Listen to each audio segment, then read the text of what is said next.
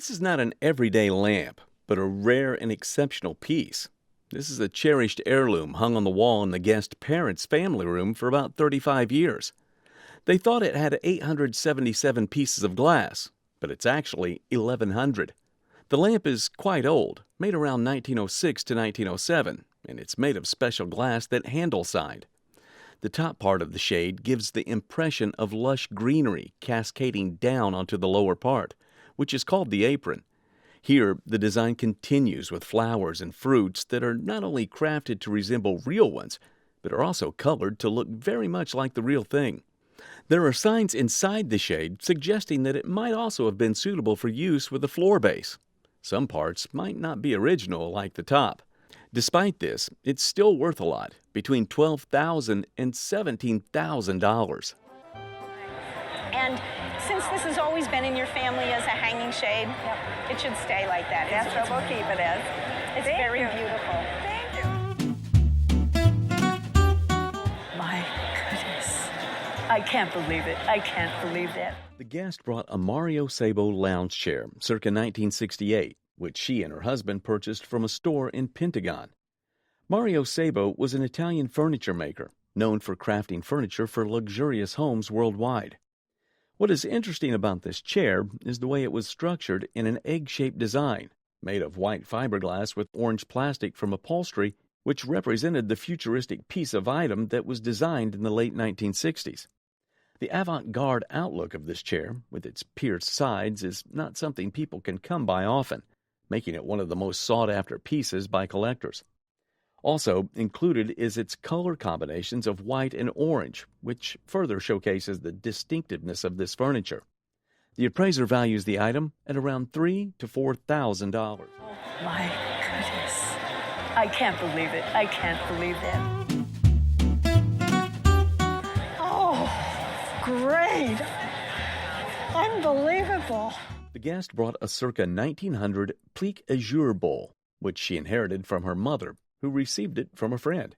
Underneath the bowl is a mark of the Norwegian standard for silver and an M. Hammer logo, indicating that the bowl was made by the Marius Hammer Silversmith Company in Norway. M. Hammer Silver Company was one of the most important Norwegian goldsmiths from the late 19th to the early 20th century. Actually, the most common Plique Azure bowls often feature dragon heads and other decorative elements, but this particular one is quite distinctive and rare due to the two horse heads on either side of the bowl, with an interior adorned with guilloche enamel. The appraiser values this piece at around $7,000. Oh, great. Unbelievable. Really? Yeah, really. That's great. Yeah. Our guest purchased a paint sample display for $120 in Kansas City. It shows how houses were painted with colorful paints back in the early 19th century. Dating back to approximately 1900 to 1905, it also illustrates how houses were constructed during that era. The images are vivid, the condition is remarkable, and its mechanism functions smoothly. At a potential auction, $1,200 and $1,500. Really? Yeah, really. That's great. Yeah. the guest brought Sidney Lawrence's painting to the auction. The painting belonged to her late aunt, who bought it in 1929 when she was on a cruise to Alaska. In her will, she wanted things to go to the schools and to relatives and so forth. I then put everything I could into certain galleries to sell. And I went over at the auction and I bought it back. And I paid $3,200 for it. The painting had a label on its back, showing its name and the date, 1929. The title of the painting was Northern Lights. Considering the label and craft, the painting was indeed Sidney Lawrence's work. The appraiser estimated the worth to be about $20,000 to $30,000, and the guest was happy to know about it. He said 20 to 30,000. Then I made a very good investment, didn't I? You did. You bet I did. Yes, you did. When the guest family moved out to the West, they left a seemingly unimportant piece with him. It was a chest drawer from the 1800s. Ended up with me. My uncle had, I think, gotten a little bit tired of taking care of it. It's a little bit more high maintenance. The chest was from the Federal period, likely 1795 to 1805. The way the drawers were divided, the chest was indicative of its origin, Portsmouth area, Hampshire. The chest was crafted using a combination of exquisite woods, including mahogany, flame birch, and white pine. Despite some personal maintenance performed by the Guest family, the chest remained in commendable condition. The appraiser estimated this piece to be worth $15,000 to $20,000. That's pretty amazing. That's cool. This is a book of season tickets signed by Red Auerbach. It's from his last year coaching the Boston Celtics. Red Auerbach is a legend in basketball. He coached the Celtics for 9 championships, establishing a dynasty in the NBA. It's not just any season ticket book, though. It's signed by the legend himself. The Guest met Coach Auerbach through a close friend. He signed this for the Guest. The signatures, in black marker, look to be in excellent condition. Red Auerbach memorabilia is always in high demand, especially for Celtics fans. A signed item like this is quite unique. The appraiser estimates this autographed season ticket book to be price somewhere between $2,000 and $2,500. The Guest brought 3 posters and a banner from a 1911 movie titled The Mystery of Maine. The Guest acquired the items at a yard sale in the late 1970s for $20. The movie documented the sinking of the battleship Maine in 1898. The appraiser highlighted the significance of the historical event. The sinking of the Maine was a national event that really gripped the consciousness of America, and by many accounts it was something that was manipulated by the yellow press. The mark on the posters indicated they were printed by the Courier Company in Buffalo. The posters were printed for promotional purposes and came in 3 different sizes. The one-sheet poster depicted the Maine half sunk in the harbor with a spectacular slogan on top. The largest poster provided a detailed visual narrative of the ship's history. The worth of the collection was Between $9,500 and $13,500. That's wonderful. The Guest presented a portable table that could be folded, revealing intricate details.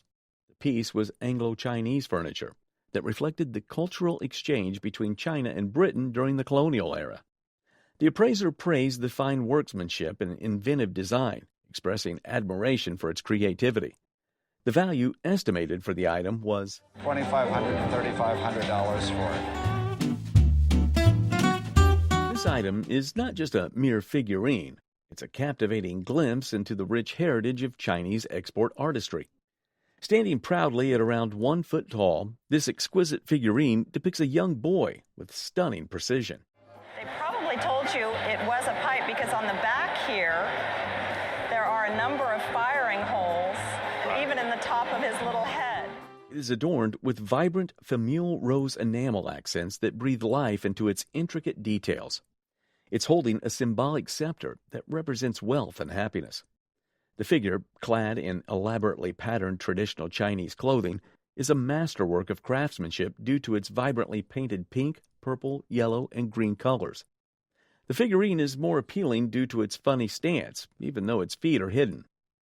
This export item, which combines excellent craftsmanship, historical resonance, and bright aesthetics, perfectly captures the Western infatuation with Orientalism in the 19th century.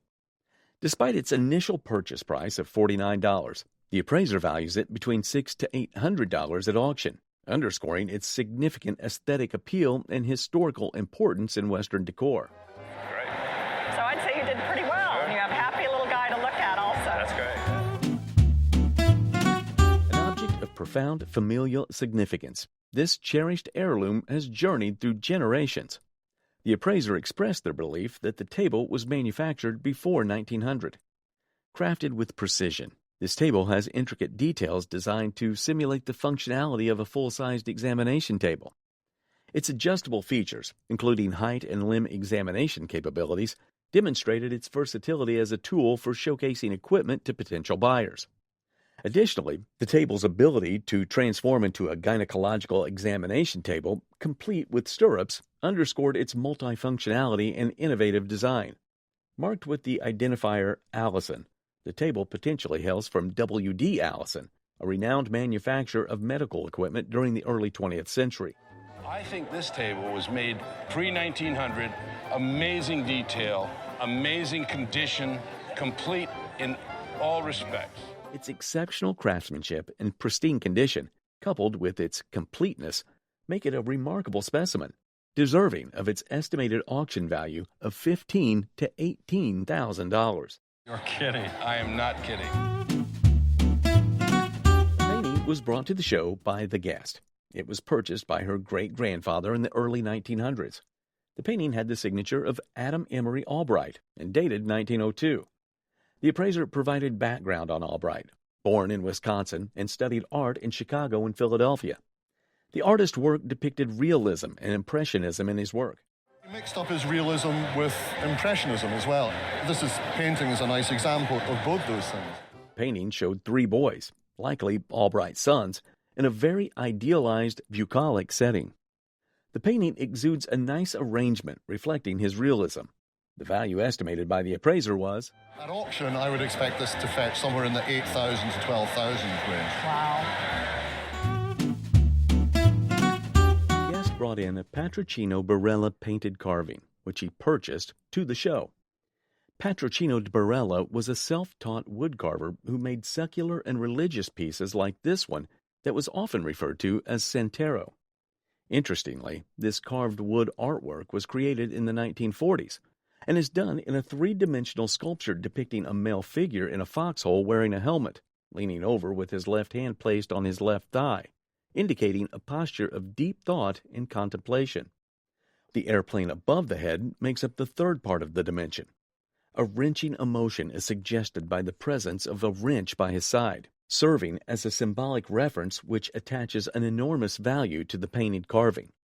The appraiser values the artwork at approximately $10,000. The guest brought in a book to the show, acquired 25 years ago from a friend who found it in a dumpster.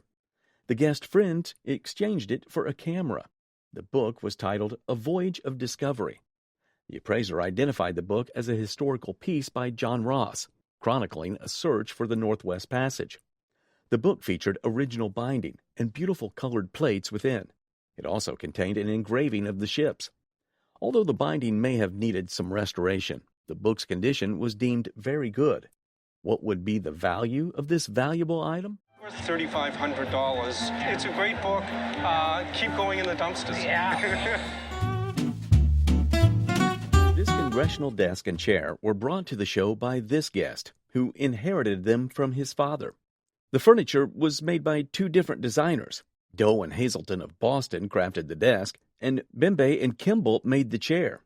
The entire set of furniture was designed by a renowned architect named Thomas Walter.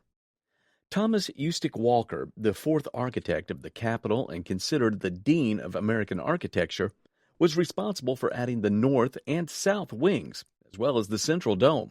The desk and chair were used by the Congress of the House of Representatives and were in use from 1857 to 1873. What's interesting about this piece is the historical precedents surrounding it, which we can infer from it bearing the United States shield in oak leaves, while the sides were adorned with laurel leaves, stars, and a skirt. Getting the chair and the desk together is quite unusual, and in this case, adds to the overall value of the furniture. The appraiser has valued the furniture at approximately $40,000. Really? Well, that's very nice. What we have here is this John Trumbull print that was brought to the show by this guest who had inherited it from her mother. Beneath the print was a vividly written publishing line, indicating that it was published in London around 1798. Also below that was the title of the scene being drawn on the print, which was written on the death of General Montgomery during the American Revolutionary War. The print was designed by John Trumbull, who was an American artist of the early independence period, notable for his historical paintings of the American Revolutionary War, of which he was a veteran. What makes this print stand out is the quality of the engravings, together with the significance it has in American history, making it quite a valuable print in today's market. The appraiser valued this at around $3,500. Wow. For something sitting in a coffee can for 40 years. This Grand Tour cameo intaglio was brought to the show by this guest who inherited the piece from her father. Actually, the piece was originally gifted to the guest's grandmother, who brought it to the family and passed it on from generation to generation. These particular intaglios are made of plaster and mostly used as a timestamp or some sort of memory that was purchased by people who traveled around Europe. Each piece was engraved with the historical places, scenes, mythology, animals, famous rulers, and anything that relates to Europe. Apart from being just an ordinary souvenir, this cameo-style intaglio were such a core part of classical education, with each engraving on them traced to the inventory list. Despite missing some pieces among the overall list mentioned in the legend, the appraiser still estimated its worth to be between $2,000 and $4,000. Wow. For something sitting in a coffee can for 40 years. At an estate sale, the guest snagged a pair of Mickey and Minnie Stife dolls by Disney for a mere $100. The guest acquired them to grow her doll collection and relive childhood memories without worrying about breakage. Crafted in 1930s Germany, these are resilient relics of a tumultuous era. The Stife Company started in the 1880s. George Borgfeldt convinced Stife to produce dolls, and the dolls are of rare, exceptional quality. Fabric preservation and original details are notable and make the dolls excellent and rare. To be preserved so beautifully. Never seen Minnie retaining her original silk bows on her shoes. And of course, not only do you have the original button, but you have the original paper tag saying Stife Original. Despite fluctuating market trends, the exceptional quality of the items could warrant a high auction estimate. $1,200 to $1,500 for the pair. Oh, okay. That's wonderful. This item is a piece of Rookwood pottery from 1881, signed by Maria Longworth Nichols, the founder of the company. The piece is considered early Rookwood because it's made in the company's second year of operation. While it has historical importance, they describe this early style as derivative, uninteresting, organic, weird, and not terribly attractive. At auction, it's valued at $4,000 to $6,000. I think I better put it in the bank. The guest inherited beautiful gold jewelry pieces from their parents, who were good friends with the renowned Mexican silversmith Antonio Pineda. While Pineda is known for his silver work, these pieces were uniquely crafted from 14-karat gold, making them extremely rare. Antonio is known for a modernist style, which was extremely popular in the 1950s through the 1970s. The ring here has two blue stones. One is a natural Australian sapphire, and the other a man-made sapphire. While this is a huge smoky quartz, the necklace ends gracefully in a pearl, which wraps around the neck. The pair of cufflinks has some golden citrines, square-cut stones, and this is a green beryl. The total retail value of the collection is remarkable. $12,800. I think I better put it in the bank. We have 3 books of the famous Beatrix Potter, who was born about 150 years ago. Given to the guest grandfather by Beatrix herself, these books have been passed down and cherished in the family. These 3 books are all signed presentation copies. However, the Tales of Mr. Todd, the first edition, has its spine missing. It does have the lovely inscription, "For Mr. Edwards, with kind regards, October the 24th, 1912, from Beatrix Potter." Next is the first edition Apple Dapley's Nursery Rhymes, which is still in quite good condition, and the spine is intact. Lastly is the Pie in the Patty Pan, which is not in good condition. The spine is also missing on this one. These are extremely rare and hold a lot of value to collectors. At auction, this would fetch £5,000. It's wonderful to see a child's book with child's illustrations in it from 1879 by Robert and Augusta Aspinall. They lived in London and were a well-to-do family between 1871 and 1881. They had 8 servants in each. Good heavens. In each census. And you looked up these? Yeah, yourself? I found it, and on top of that, when within the pages, we have this wonderful illustration of a cricket match with lots of stick people, ranging from carriages to the runners and the lady painting in the boundary. The piece is just extraordinary. This one is by Augusta, which is of the zoo, which must have been in Regent's Park. Camel and a zebra here, parrots, a flamingo, a little baby trying to feed itself to the lions. This is absolutely incredible and slightly primitive. Then there's this one, which has an amazing color, an enormous drawing room, and truly rare in its entirety. It's an incredibly rare item, worth about... in the region of £2,000, more likely. Oh my goodness. The guest has a collection of amazing Art Deco compacts, over 500 of them. She started collecting after stumbling on her first compact powder puff in 1973 and has been collecting ever since. The power, the speed, the excitement, all of these pieces speak volume of the sensational Art Deco era. This one is pretty unique. The elegant workmanship makes it stand out amongst the rest. And this is a beautiful little thing that comes with its own original bill of sale. Sale, Theodore Foster, silversmiths, 1 vanity case, 1921. Yep. $50. As a collection, some of these are very special and extremely valuable in a collector's market. However, at auction, the collection would be worth £100,000. Oh my goodness. Our guest is ready for an interview with a Diego Rivera painting. Hear that you got some pretty good news. Well, unbelievable news. My mind went blank when she told me.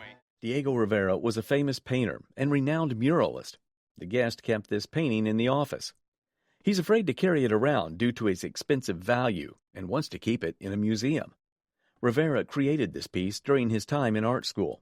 The painting's value skyrocketed to $1.2 million to $2.2 million, up from its previous range of... The value was $800,000 to $1 million. Were you surprised by that? I'm blown away. I had no idea. The guest brought a beautiful lamp to the auction, not knowing its true worth. This lamp was left to him by his mother. It was a beautiful lamp with painted peacocks on its shade. There is a gold finish on the white metal base, and this does look very much like onyx. The guest wasn't sure if the lamp was a handle because it didn't have a signature. Yes, in fact, is a handle. I actually found a reproduction of an original drawing from the 1924 sales catalog. The lamp was signed on the underside, and its name was described as an 18-inch decorated Taroma glass shade. It was designed by one of the lead designers of a company, Henry Badigi, and had a reverse painting technique used on it. The appraiser put a value of $10,000 to $15,000 on the lamp. Oh my goodness.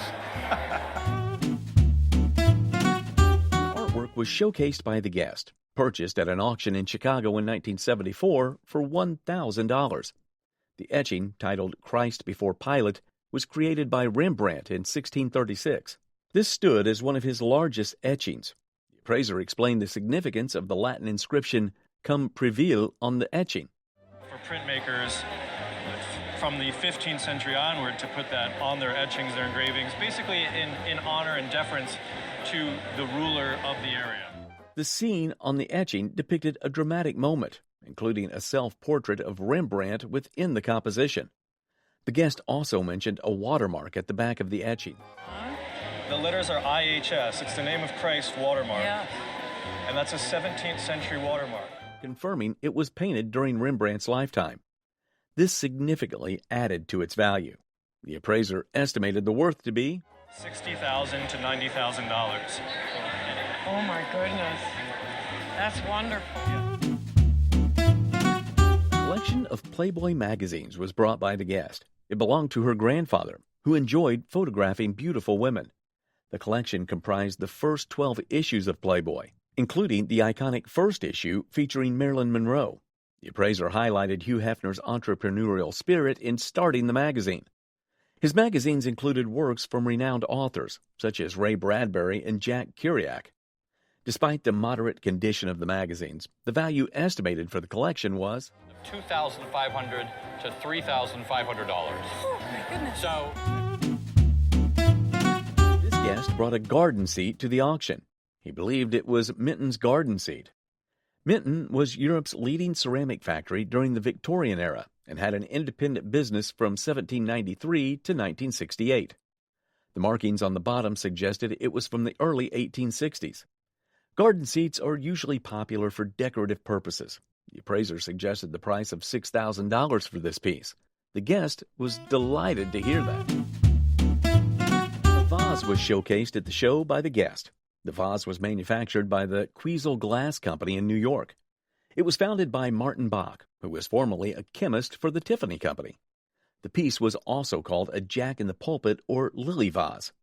Louis Tiffany first described some of his vases with the name around 1900, and a particular piece was a Tiffany-inspired design. The Queasel signature was found at the bottom of the vase. It appeared as a black penciled mark, which might have appeared smudged. The appraiser estimated the vase to date around 1915. The estimated value of this beautiful item was About $3,000 to $4,000. Thank you. Thank you, Uncle Harry. This guest presented a hand-painted porcelain plate. In the middle is a beautiful painting of a St. Bernard dog, bordered by intricate gilt patterns. Gilding is an art technique achieved by applying gold over a solid material. The solid material can be anything from wood to metal, but in this case, the solid material is porcelain. The painter of the piece is unknown, but the appraiser was confident that the piece would fetch between $1,000 to $1,500 in auction. Our guest here is from Memphis, Tennessee, which was home to music star Elvis Presley. Elvis was signed to Sun Records in 1953 when he was just 18 years old and recorded over 24 songs with them. This guest, being a little girl at that time, walked up to him sometime in 1955 while he was sunbathing on his motorcycle and asked him to sign these two records. Elvis applauded her for being an original fan and gave her a kiss on the cheek after signing the records. She was indeed a real fan because she already loved Elvis before he became a big star. Elvis Presley's memorabilia is always valuable, but because of the beautiful story behind these items, the appraiser placed a value of $5,200 on both records in 2003. In 2016, the value increased to $7,200. Really? That's great. Absolutely. Absolutely. Great. Good for Howard. The guest shared an intriguing story of purchasing a piece of artwork from a gallery in Washington, D.C. back in 1985. The guest paid $1,100 in installment for the artwork. It was made by a visionary artist named Howard Finster. Born in 1916, Finster claimed to have had his first vision at the age of 3 and later became an evangelical preacher. The appraiser examined the artwork, which used different materials like board and plexiglass. The artwork featured motifs like the Tree of Life and references to Finster's goal of creating 5,000 works of art. And of course, Finster had received another vision that he was to make 5,000 works of art. And that's why he started numbering them. Considering the special significance of the artwork, the appraiser valued it to be at $15,000 and $25,000. Really? That's great. Absolutely. Absolutely. Great. Good for Howard. Wow. Gee whiz. Oh, it's okay. You got a very good buy on your house, I would say. Oh, yeah. Upon purchasing their house, the owner and his wife stumbled upon a captivating treasure, a Tiffany lamp adorned with intricate wire coiling, delicate dots, and exquisite filigree work. The lamp represents Tiffany's late 1890s style, influenced by Moorish aesthetics. He also integrated this style into his own home. The lamp's base is unsigned, which is common for early pieces. However, Tiffany did sign the shades with LCT for Louis Comfort Tiffany inside.